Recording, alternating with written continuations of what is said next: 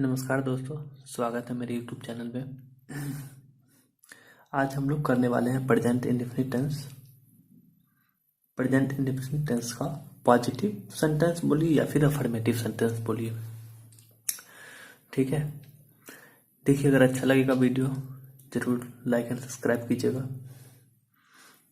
चलिए हम लोग शुरू करते हैं। सबसे पहले बात करते हैं हम लोग पॉजिटिव सेंटेंस या फिर अफर्मेटिव सेंटेंस कहते किसको है। क्या होती है पॉजिटिव सेंटेंस या फिर अफर्मेटिव सेंटेंस। चलिए देखिए, पॉजिटिव सेंटेंस जो होते हैं इसको अगर हम डिफाइन करें तो इसको लिख सकते हैं the sentence whose sense is in positive sense is called positive sentence बोलिए या फिर अफर्मेटिव सेंटेंस बोलिए। क्लियर। चलिए, प्रेजेंट इंडेफिनिट का जो पॉजिटिव या फिर अफर्मेटिव जो केस होती है उसका जो स्ट्रक्चर होती है वो होती है सब्जेक्ट प्लस V1 और V5 प्लस ऑब्जेक्ट। कोई दिक्कत नहीं। चलिए, एक रूल हम आप लोगों को जरूर बताना चाहेंगे पॉजिटिव सेंटेंस का, प्रेजेंट इंडेफिनिट में जो है पॉजिटिव सेंटेंस का। ये बहुत ही इंपॉर्टेंट रूल है और अगर आप इस रूल को अगर आप समझ जाते हैं फिर आप जो कंफ्यूज रहते हैं किसी भी सब्जेक्ट के साथ V1 लगाए या फिर V5 लगाए, ये एकदम आप क्लियर हो जाएंगे। देखिए, हम बताते हैं, वीडियो को लास्ट तक देखिएगा, रूल एकदम आपको समझ आएगी। देखिए, सबसे पहले आपको हम बताना चाहते हैं कि सब्जेक्ट समझिए, सब्जेक्ट क्या होती है, ठीक है। अगर हम सब्जेक्ट को अगर बोले, अगर डिफाइन करें, इसको कहते हैं doer of the verb is called subject. क्या होती है सब्जेक्ट? चलिए लिख देते हैं हम, डूअर ऑफ द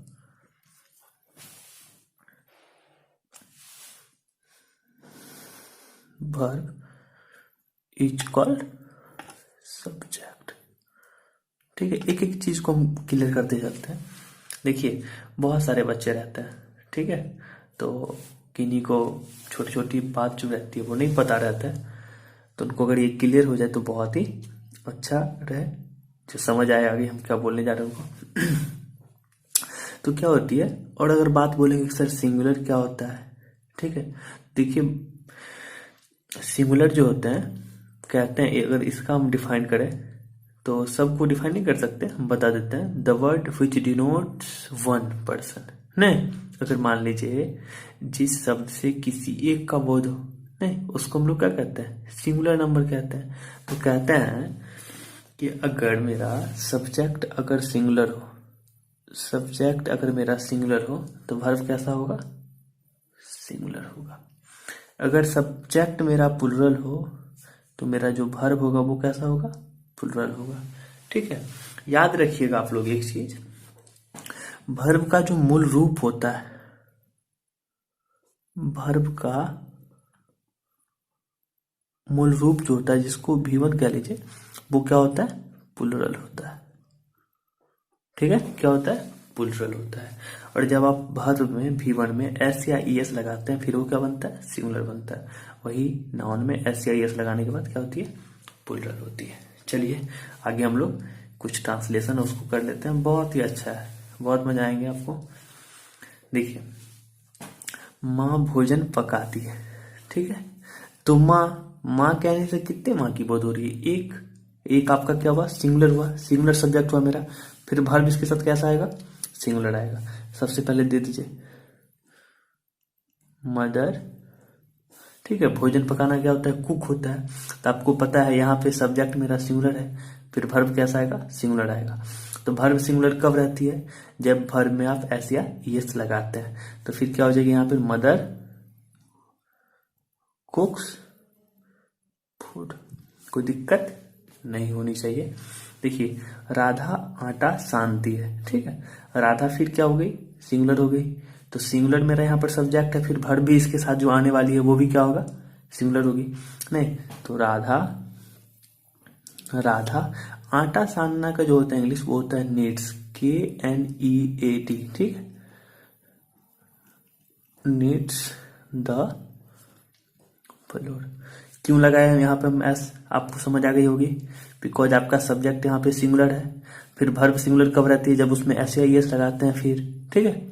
चलिए आगे आपका है, उसका भतीजा नाक सुरखता है, ठीक है, उसका भतीजा नाक सुरखता है, आपका आगे है।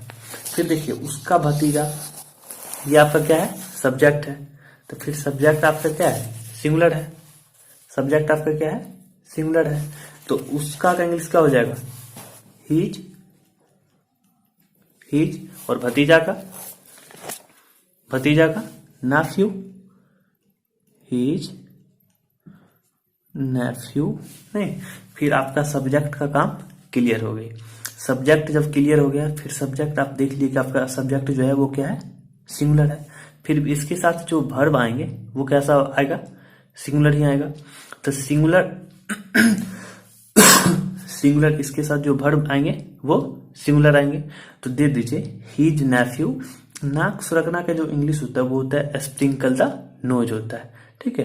तो हीज नेफ्यू स्प्रिंकल्स हो जाएगा।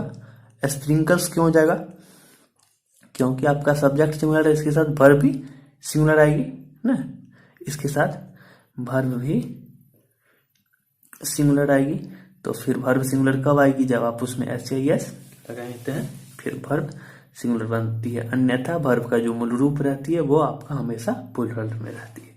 चलिए आगे हम लोग बात करते हैं, तुम्हारी चाची सब्जी छीलती है। तुम्हारी चाची, योर अंट, कोई दिक्कत नहीं, यहाँ पे सब्जेक्ट क्या है, सिंगुलर है।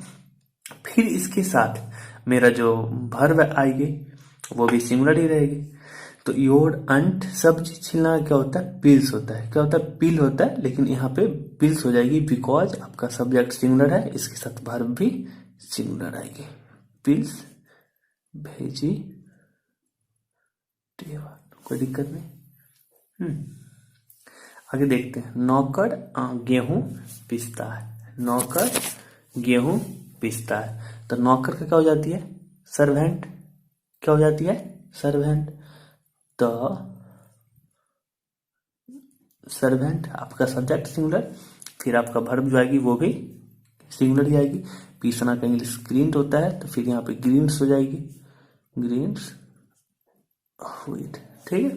बिकॉज एस क्यों लगा यहाँ पे, विभाग मतलब SAIS क्यों लगाए वर्ब में, बिकॉज आपका सब्जेक्ट सिंगुलर है, फिर SAIS लगाएंगे तभी आपका V1 में लगाने के बाद ही फिर आपका वर्ब सिंगुलर बनेंगे। इसी कारण हमने क्या करा, यहाँ पे एस लगाया। चलिए मैं ईश्वर की पूजा करता हूं, तो आई वर्शिप द गॉड, ठीक है। देखिए ये एक एक्सेप्शन है, ठीक है, याद रखिएगा। आई के साथ भगवान जाने या क्या हो जाती है, गॉड नोज। आपको पता है ये तो सिंगुलर हुई, फिर यहाँ पे वर्ब भी सिंगुलर कब होगी, जब ऐसा करते लगता है, इसका क्या हो जाएगी, इट। सेंस कहिएगा सर, इट